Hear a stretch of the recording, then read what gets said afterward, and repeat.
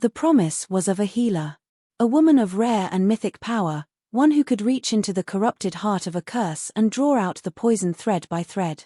For 5 centuries, Kalen had sought such a person, a living miracle to quell the storm that lived behind his eyes. And so, when his agents brought him word of a woman in the mortal realm whose work was described as a kind of magic mending broken minds, calming violent spirits, bringing light back to shadowed souls, he had allowed a sliver of something akin to hope to pierce the ancient gloom of his existence. He had taken her, as was his right. He had brought her to the heart of his cold, stone kingdom, to a chamber lit by the spectral glow of enchanted candelabra, and waited for her to awaken. Dr. Aries Thorne awoke not to the sterile chime of her morning alarm, but to the profound, oppressive silence of stone. The air was cold, carrying the scent of damp earth, ancient dust, and a faint, electric tang of ozone, like the world after a lightning strike. She sat up, the coarse blanket pooling around her waist, and took in the room. It was vast, cavernous, the walls hewn from black, unforgiving rock that seemed to drink the light. There was no window, only the flickering, bluish flames of the candles that cast long, dancing shadows. Her heart, a frantic bird in the cage of her ribs, began to beat a rhythm of pure, unadulterated fear. This was not her apartment. This was not a hospital. This was a kidnapping. She drew her knees to her chest, her clinical mind racing, cataloguing, assessing. No visible restraints. Door is solid oak, banded with iron. No obvious immediate threat. The logic was a thin shield against the terror. Then, he emerged from the deepest of the shadows, and the shield fractured. He did not walk so much as flow into the light, a figure of impossible grace and coiled menace. He was tall, dressed in clothes that were both ancient and impeccably tailored, a high-collared tunic of black velvet that seemed to absorb the very light around him. His face was a masterpiece of cruel beauty, all sharp angles and pale, flawless skin. But it was his eyes that held her captive. They were the color of old blood, and in their depths churned a maelstrom of pain so vast and so old it felt like a physical force in the room. He was the most beautiful and the most terrifying thing she had ever seen. He was a predator, and she was in his den. He stopped a dozen feet from the simple cot she occupied, his stillness more intimidating than any movement. His voice, when it came, was a low, resonant rumble that vibrated through the stone floor. "You are the healer." It was not a question. It was a proclamation, a demand. Aries swallowed, the sound loud in the crushing silence. She forced herself to meet his gaze, to keep her voice steady, to project a professional calm she was nowhere near feeling. "My name is Dr. Aries Thorne. And you are mistaken. I am not a healer." A flicker of something dangerous crossed his features.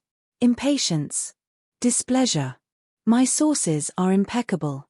They say you mend the broken. That you cast out the demons that plague the minds of men. They call your work a modern magic. They use metaphor," she replied, her voice gaining a fraction of strength. This was a negotiation. A diagnostic session under the most extreme duress imaginable. "I am a psychologist. I practice psychotherapy and cognitive behavioral therapy. I help people understand and process their trauma. There is no magic involved. It's science." The Vampire King, for she could not imagine him being anything less, took a slow step forward. The temperature in the room seemed to drop. "I have no interest in your mortal semantics. I have a curse. A plague upon my blood and soul that has haunted me for 500 years. It drives me to a rage that shatters mountains, a violence that has laid waste to armies. I have been told you can cure me. You will cure me." Aries felt a dizzying, terrifying clarity descend upon her. A curse. A rage. 500 years. This being before her was not merely a delusional captor, he was ancient, powerful, and suffering from something he had no name for. Her fear was still a living thing inside her, but her professional curiosity, her fundamental drive to understand and to help, rose to meet it.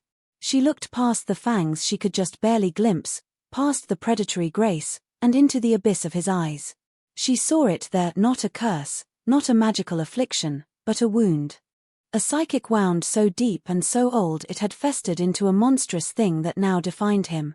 She took a breath, a gamble that could end her life. You are not cursed, Your Majesty. The title was an instinctive placation. I am a psychologist, she repeated, her voice firm, clear, a clinical anchor in a sea of mythic dread. And your curse is just trauma. Severe, complex, unprocessed trauma. Let's talk about it. For a moment, there was only the sound of the flickering candles. Kalen stared at her, his expression unreadable, a mask of cold marble. And then he began to laugh. It was not a sound of humor. It was a terrible, broken sound, full of shattered glass and ancient rage. The laughter echoed off the stone walls, sharp and cruel, and then it stopped as abruptly as it began. The silence that followed was worse. The air grew heavy, thick with a pressure that made Aris's ears pop. The shadows in the room deepened, coalescing around him, writhing as if they were alive. His eyes began to glow, no longer the color of old blood but of fresh, arterial crimson. A low growl emanated from his chest, a sound that was not human, that was the pure, distilled essence of violence. Trauma, he hissed, the word a venomous thing on his tongue. You stand in the heart of my power, a fragile, fleeting thing of flesh and bone, and you dare to name my agony with your pathetic, clinical little words. You think a conversation can touch a pain that has outlasted empires? He moved, and it was too fast to follow. One moment he was across the room, the next he was before her, his hand wrapped around her throat. His fingers were like steel, cold and unyielding. He lifted her from the cot with effortless ease, her feet dangling in the air. Her hands flew to his wrist, scrabbling uselessly at his grip. Black spots danced in her vision. The psychologist in her was screaming, analyzing loss of control, triggered by perceived invalidation of his suffering, while the woman in his grip was simply, purely, terrified. I have torn men limb from limb for lesser insults, he snarled, his face inches from hers. The crimson light of his eyes burned into her. This rage is a living entity.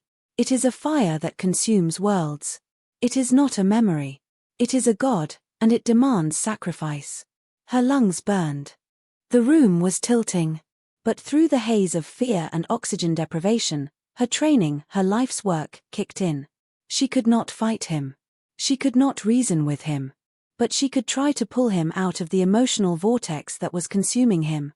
5, she rasped, her voice a strangled whisper. 5 things.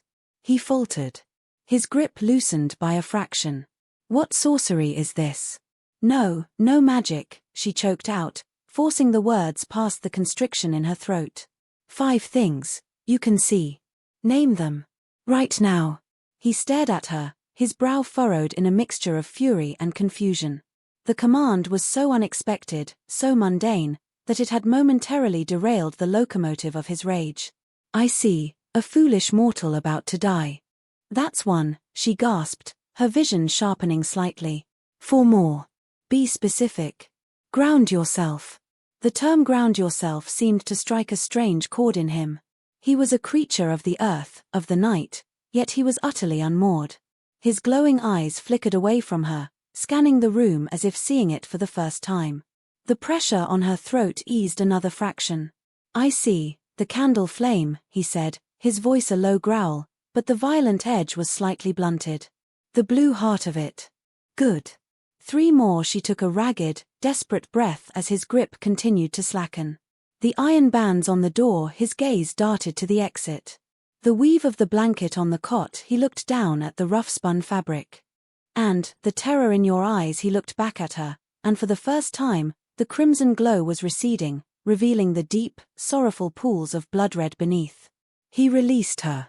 Ares collapsed to the floor, landing in a heap, coughing and gasping for air, her hands flying to her bruised throat. He stumbled back, a look of profound shock on his face. He stared at his own hand, the one that had held her, as if it belonged to someone else. The oppressive energy in the room dissipated, the writhing shadows resolving back into simple darkness. He was breathing heavily, his chest rising and falling, though she knew he had no need for air. It was a physiological echo of a profound emotional upheaval. What did you do?" he asked, his voice no longer a snarl but a whisper of disbelief.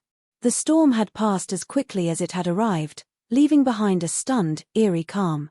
Ares pushed herself into a sitting position, leaning against the cold stone wall, her body trembling. She massaged her neck, the skin tender and aching. She had survived. The initial hypothesis was confirmed. His curse was not a constant state but a triggered response. And it could be de-escalated. "I didn't do anything," she said, her voice hoarse but steady. "I just gave your brain something else to focus on. Pulled you out of the amygdala hijack and back into your prefrontal cortex." She saw the blank incomprehension on his face and simplified. "I gave the rational part of your mind a task so it could take back control from the primal, emotional part. It's a grounding technique. Standard practice for panic attacks and PTSD episodes." He stared at her, a centuries-old king, a creature of immense power, looking at her as if she had just explained the mechanics of the sun. For 500 years, he had been a slave to that rage, believing it to be an external, malevolent force. He had fought it, suppressed it, unleashed it, but he had never once believed he could simply sidestep it. "You believe this technique is stronger than a 500-year-old curse?" he asked, the skepticism in his voice warring with the undeniable evidence of what had just happened. He had been on the precipice, lost in the Red Sea of his fury, and she had called him back to shore with a simple list. "I believe your curse isn't what you think it is," Ares said, her courage returning, solidifying into professional conviction. "It's a response. A deeply ingrained, neurological pathway carved into your mind by an unbearable experience. That rage, it's not a monster from the outside, Your Majesty. It's you. It's the part of you that was hurt, screaming for 5 centuries because no one ever taught it how to stop." He sank onto the edge of the cot she had just vacated, the movement uncharacteristically weary. He looked down at his hands, pale and elegant and capable of shattering stone, and for the first time since she had met him, he did not look like a king or a monster. He looked like a man utterly, hopelessly lost. "You will remain here," he said, his voice flat, devoid of its earlier menace. It was an order, but it lacked the threat. It was a statement of a new, bewildering reality. "We will talk." He stood and retreated back into the shadows from which he had come, leaving Ares alone in the flickering candlelight, her bruised throat a stark reminder of the stakes, and her mind alight with the sheer, terrifying, magnificent impossibility of the task ahead. She was a prisoner, but she was also, for the first time in centuries for him, a possibility. The next 6 days established a strange and tense routine. Kaelin would appear in her chambers shortly after dusk, his presence a silent announcement that their session was to begin. He would lead her not to a throne room or a dungeon, but to a vast, circular library. It was the only place in the fortress that felt remotely human. The scent of aging paper and leather polish overlay the ever-present cold of the stone. Moonlight, impossibly bright in the clear mountain air, streamed through a high, arched window of stained glass, depicting a forgotten battle of stars and shadows. Ares had insisted on the location. "I need a neutral space," she had told him on the second day. "Not your seat of power, and not my cell." A place for work he had agreed without argument, a sign of the profound disorientation her methods had induced in him. He was a difficult patient. He was resistant, proud, and deeply skeptical. He spoke of his past as if reciting a historical text, the betrayal of his human allies, the slaughter of his family, his own violent rebirth. The words were there, but the emotion was buried under layers of time and rage and a carefully constructed narrative of monstrous vengeance. He presented the events of his life as the justification for his curse, the evidence of its legitimacy. "They burned my home," he said on the third night, his voice a low, dispassionate monotone. He stood before the great window, a black silhouette against the celestial tableau. "My father was the lord of these lands. A fair and just man who believed in a peace between our kinds. They repaid his trust with fire and silver. How did that feel?" Ares asked, her voice calm. She sat in a heavy, carved oak chair, a makeshift therapist's seat. She kept a professional distance, her posture open and non-threatening. "It felt like an inevitability," he replied, his gaze fixed on the glass. "It felt like the breaking of a foolish dream. Not sad," she pressed gently. "Not frightening." He turned to her then, a faint, condescending smile playing on his lips. "Healer, I have not felt fear in centuries. Fear is a luxury of the mortal. As for sadness, it is a fleeting, useless thing. Rage is a cleaner fire. It burns away all else. Rage is a secondary emotion, she countered, her tone even. It's a shield. A response to a more vulnerable feeling you don't want to experience. Usually, that feeling is fear, or helplessness, or grief. His smile vanished. You dissect me as if I were one of your twitching, mortal subjects. You know nothing of my nature. I know the nature of the mind, she said. And whether it resides in a mortal body or an immortal one, its foundational structures are the same. It creates patterns. It builds defenses. Your defense, for 500 years, has been this persona of the unfeeling, rage-fueled king. The curse is the ultimate defense. It absolves you of responsibility. It's not you shattering mountains, it's the curse. It's not you feeling the unbearable pain of loss, it's the curse. It's a brilliant, self-sustaining psychological construct. He was silent for a long time, the moonlight carving his chiseled features into sharp relief. She could see the conflict in him, the war between his deeply ingrained worldview and the undeniable logic of her words. He wanted to dismiss her, to call her a fool, but he could not forget the feeling of his rage receding at her command. He could not deny that her simple, mundane trick had done what no incantation, no blood sacrifice, no effort of his own will had ever accomplished. He began to test her, to push at the boundaries of her knowledge. He questioned her on human history, on philosophy, on art. He was ferociously intelligent, his mind a vast repository of centuries of learning. He seemed to be trying to find a flaw in her intellect, a crack in her logic that would allow him to dismiss her theories entirely. But Ares met him at every turn. Her knowledge was modern, but it was deep. They debated Plato, argued the merits of Renaissance art, and discussed the fall of empires he had witnessed firsthand. During these intellectual sparring matches, Ares saw glimpses of the man he might have been before the fire and silver. A scholar. A leader. Curious and sharp-witted. The rage was a fortress he had built around the ruins of that man. Her job was to convince him to walk out of the gates. On the 7th night, she decided to change tactics. He was using intellectualization as another shield, keeping the conversation in the abstract. She needed to bring it back to the sensory, the physical, the real. You said they burned your home, she began, her voice soft. Close your eyes. I want you to go back there. Not to the fire. To the day before the fire. He stiffened. I will not play these games. It's not a game. It's an exercise in memory retrieval. Your memories are not just a historical record, Kaelin. They are stored with sensory data. Sights, sounds, smells. That data is tied to the emotion. We can't access the true emotion until we access the true memory. He glared at her, his jaw tight. But after a long, tense moment, the desire to be free of his torment, a desire he barely admitted to himself, won out. He closed his eyes. The long, dark lashes contrasted starkly against his pale skin. You're in your family's keep, she guided him, her voice a low, soothing cadence. What time of day is it? Afternoon, he said, his voice strained. The sun is low. It comes through the western windows of the great hall. Good. What do you see? The light, hitting the tapestries. The threadbare one with the silver stag. My mother was always meaning to repair it. His voice was different now. Quieter. Thinner. What can you smell? There was a long pause. A muscle in his jaw twitched. Wood smoke, from the kitchens. And, bread. My mother, she liked the smell of baking bread. She said it made the keep feel like a home, not a fortress. Stay with that, Ares urged, keeping her voice incredibly gentle. The smell of the bread. The light on the tapestry. His breath hitched. It was a small, almost imperceptible sound, but in the silence of the library, it was a thunderclap. He was not the vampire king in that moment. He was a boy, standing in his father's hall, smelling his mother's bread.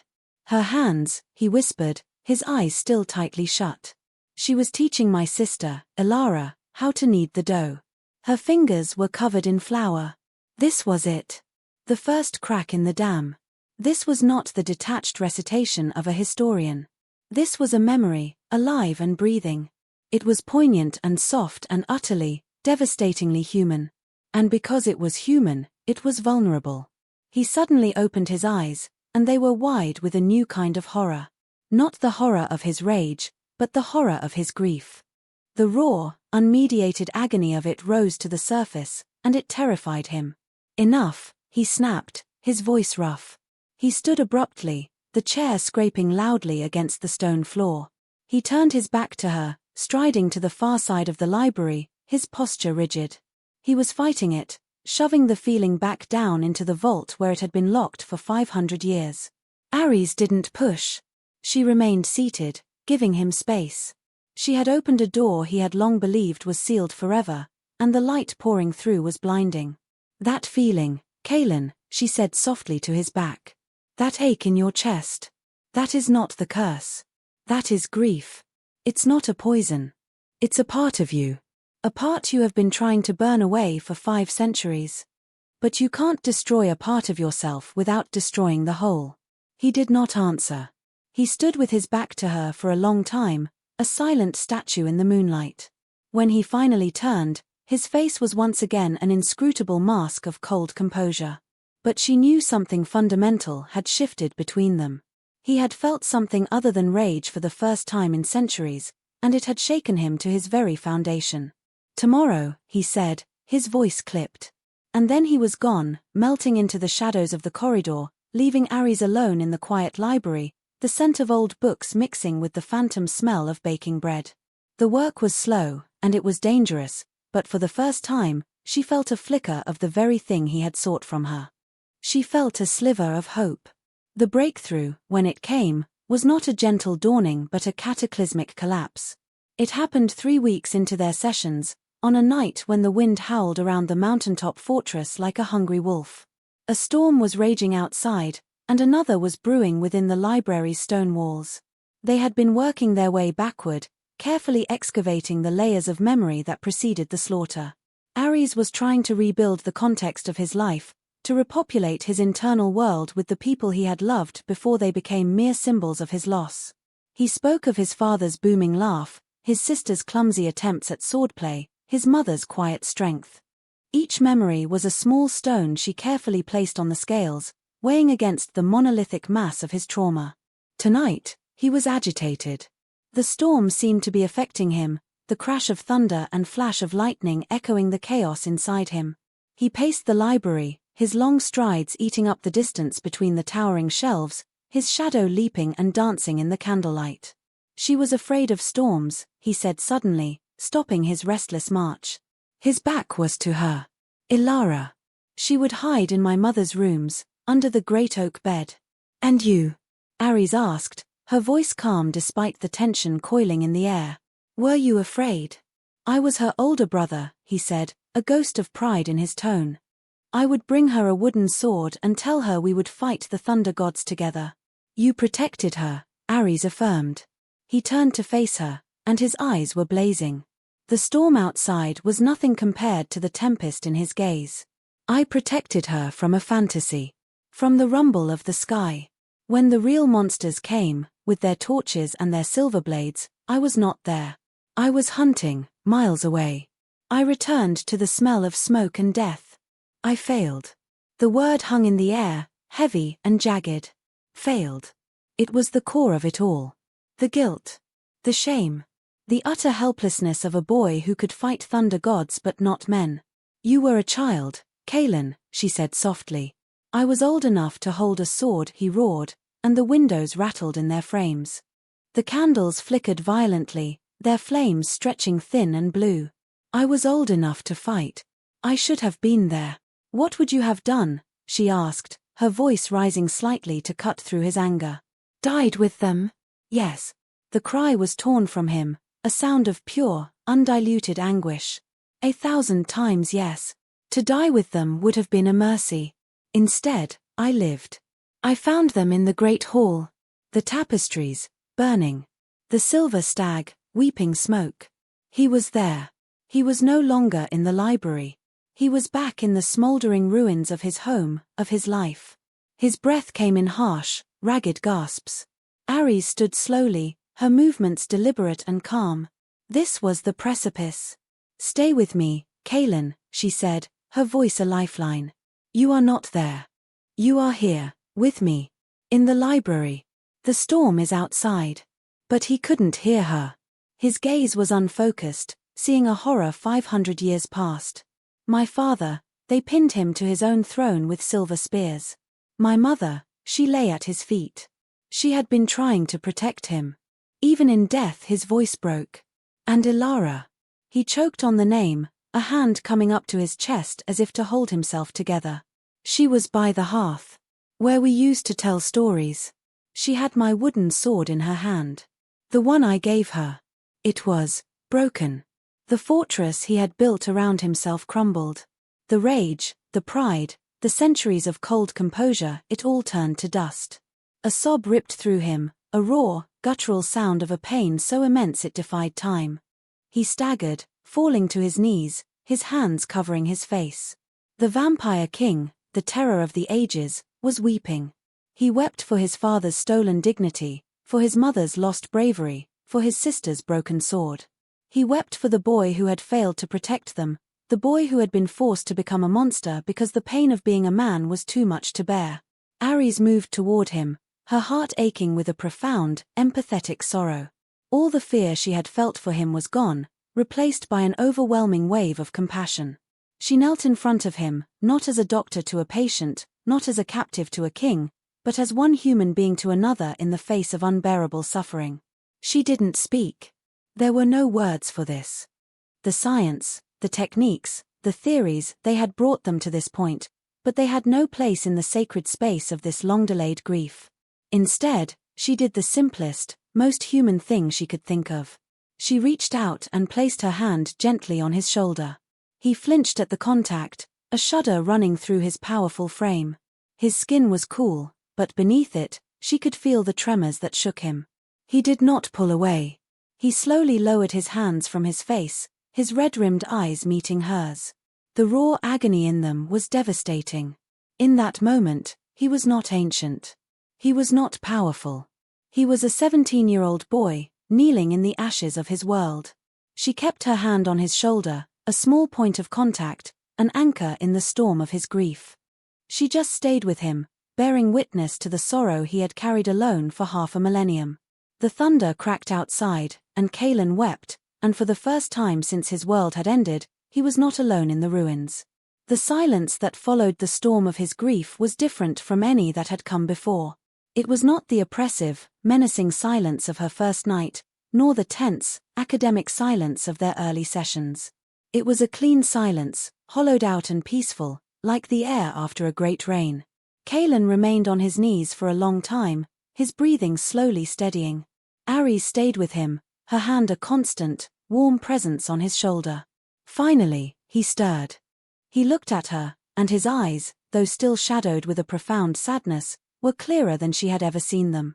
The churning tempest was gone, replaced by a deep, quiet sorrow. All this time, he whispered, his voice hoarse from weeping. "I thought the rage was my strength. My vengeance. But it was just noise." To drown this out, he gestured vaguely at his own chest, at the source of the pain he had finally allowed himself to feel. "Pain demands to be felt," Ares said softly. "When you try to suppress it, it just finds another way out. For you, it came out as rage." He looked down at her hand, still resting on his shoulder. He slowly raised his own, his long, pale fingers hovering over hers for a moment before gently covering them. His touch was hesitant, almost reverent. It was the first time he had touched her since that first night, but this was not a touch of violence or possession. It was a touch of connection, fragile and new. "Your hands are warm," he murmured, a note of wonder in his voice. It was such a simple observation, yet it felt momentous. He was a creature of cold stone and colder eternity. Her warmth was a foreign, living thing in his world. In the days and weeks that followed, the entire dynamic of their relationship shifted. He was no longer just her captor, and she was no longer just his healer. The sessions continued, but they were different. More collaborative. He spoke of his past with a new, painful honesty, and she helped him reframe his narrative, not as a story of a curse, but as a story of survival and loss. He began to sleep during the day, a true, deep sleep he hadn't known in centuries, untroubled by the nightmares of fire and blood. He, in turn, began to see her. He asked about her life before he had torn her from it. He listened, truly listened, as she spoke of her studies, her small apartment in the city, her passion for understanding the intricate architecture of the human mind. He had her meager belongings brought from her apartment, and when they arrived, a few changes of clothes and a box of books, he handled a well-worn copy of a psychology text with a delicate curiosity, as if it were a precious artifact. "You have dedicated your life to this," he said, tracing the title with a fingertip. "To entering the darkness of others and helping them find their way out." "I try," she said. "I believe no one should have to be alone in their darkness." He looked at her then, a long, searching look that felt more intimate than any touch. "You were not afraid. That first night. When I had you by the throat. You were terrified, I could feel it. But you still worked. You still tried to help me." "It's what I do," she shrugged, a little uncomfortable with the intensity of his gaze. "No," he said, his voice low and certain. "It is who you are." He began to treat her not as a prisoner, but as an honored guest, and then as something more. He had the finest foods prepared for her. He gave her free run of the castle, though she rarely strayed far from the library, which had become their sanctuary. He would often sit in silence while she read, simply watching her, an expression of quiet contemplation on his face. Aries found herself growing comfortable in his presence. The initial terror had long since faded, replaced by a complex mixture of professional satisfaction, compassion, and a burgeoning affection that she tried very hard to keep clinical.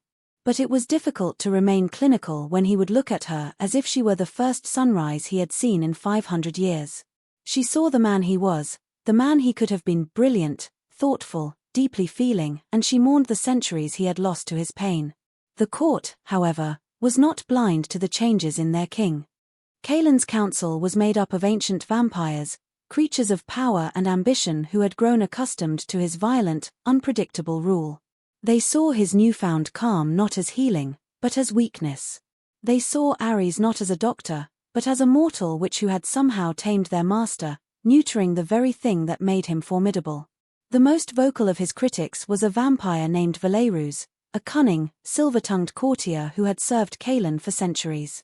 Valerus saw the king's curse as the ultimate weapon, the source of the fear that kept their enemies at bay and their own power absolute. "My king," Valerus said one evening, his voice a silken, condescending drawl, during a meeting of the council. Ares was present, at Kaelin's insistence, a move that had already caused murmurs of dissent. "We have received word of incursions along our southern border. The Lycan packs grow bold.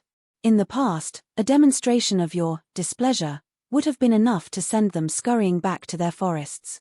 But they sense a change in the wind. They sense a lull in the storm." The implication was clear. You are weak. Your rage is gone, and so is their fear.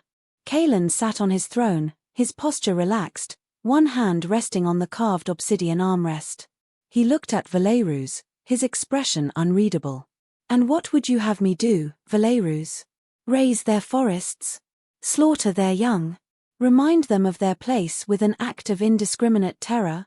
It has served us well in the past," Valerus said smoothly, a flicker of a smirk on his lips. He glanced at Ares, his eyes full of contempt. "Before we began relying on the quaint philosophies of mortals. This was a direct challenge. A test." Valerus was trying to provoke him, to trigger the rage, to prove to the council that the king they knew was either gone or that his mortal pet had failed. Ares felt her heart begin to beat faster.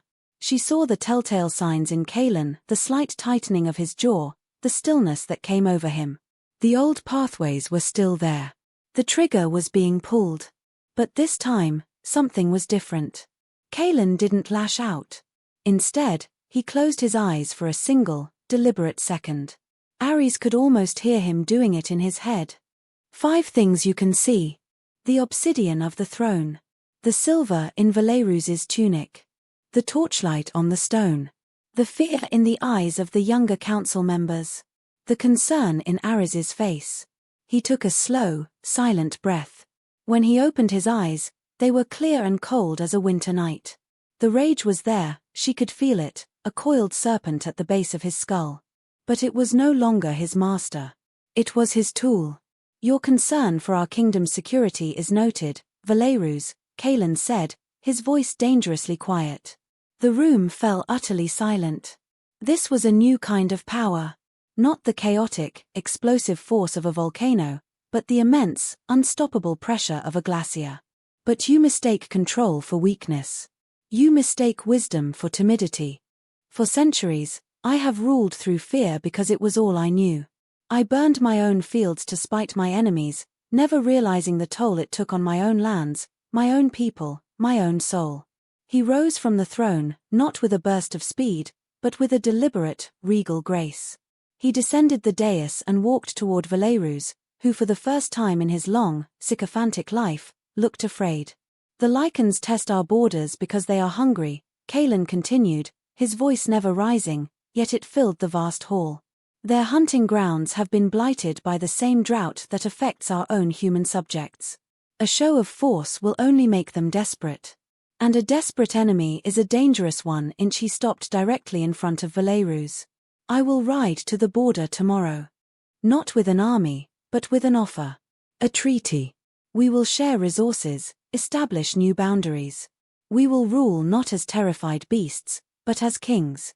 He leaned in, his voice dropping to a whisper that only Valerus could hear, but the menace of it radiated outwards. My rage is not gone, old friend. It is simply leashed. And it answers to a new master. Do not test its chain again. He turned his back on the stunned Valerus and looked directly at Ares, his gaze cutting across the crowded hall. In his eyes, she saw gratitude, respect, and something else, something deeper and more profound that made her breath catch in her throat. He had not just controlled his rage. He had transcended it. He had chosen wisdom over violence, strategy over blind fury. He had become a true king. And in that moment, Ares knew, with a terrifying and exhilarating certainty, that her clinical detachment was well and truly gone. Later that night, long after the stunned council had dispersed and a new, uncertain order had settled over the castle, Kaelan came to the library. Ares was standing by the great stained-glass window, looking out at the moonlit peaks.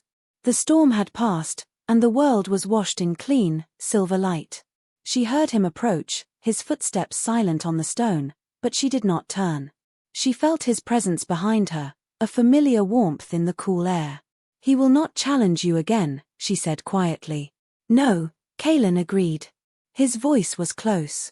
You gave me a gift greater than a kingdom, Ares. You gave me myself. She finally turned to face him. He was standing only a few feet away, the moonlight tracing the sharp, beautiful lines of his face. The ancient pain was still there, a shadow in the depths of his eyes, but it no longer defined him. It was simply a part of his story, a scar that proved he had survived. I only gave you the tools, she said. You were the one who had the courage to use them. I had no courage before you, he said, his voice a low, intense murmur. I had only instinct and fury. You walked into the heart of the storm and were not afraid. You looked upon a monster and saw a man. He took a step closer, closing the small space between them. He reached out, not to her shoulder, but to her face, his cool fingers gently cupping her jaw.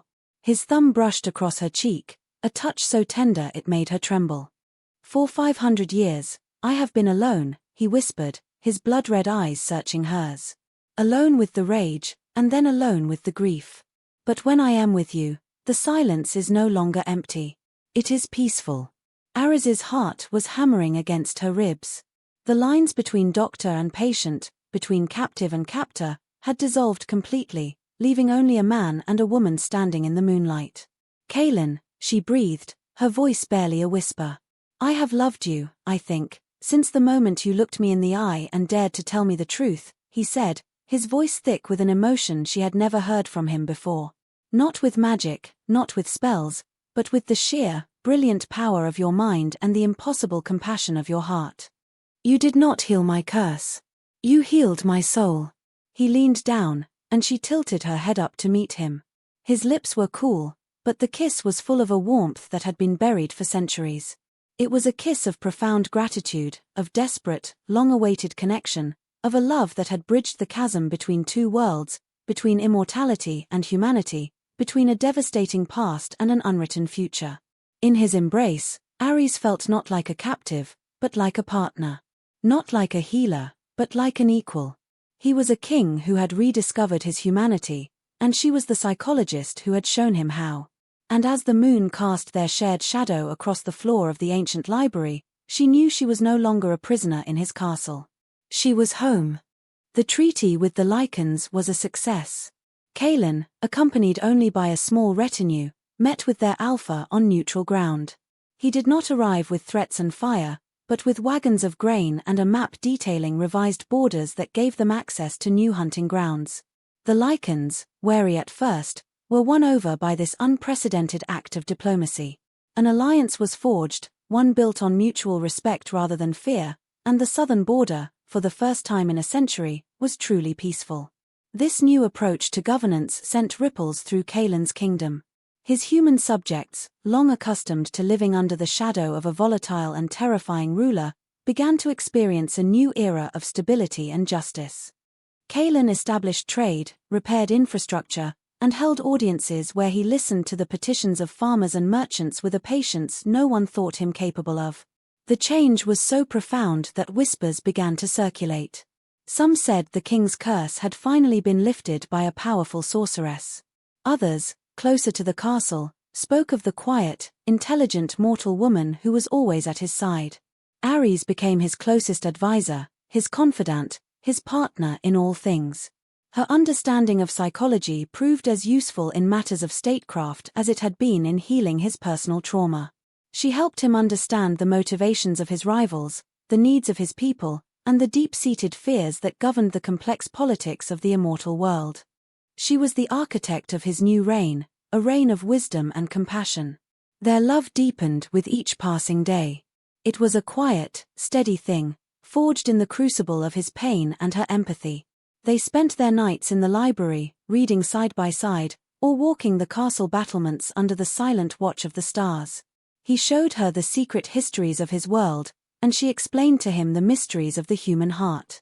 He was endlessly fascinated by her mind, and she was endlessly moved by his capacity for change.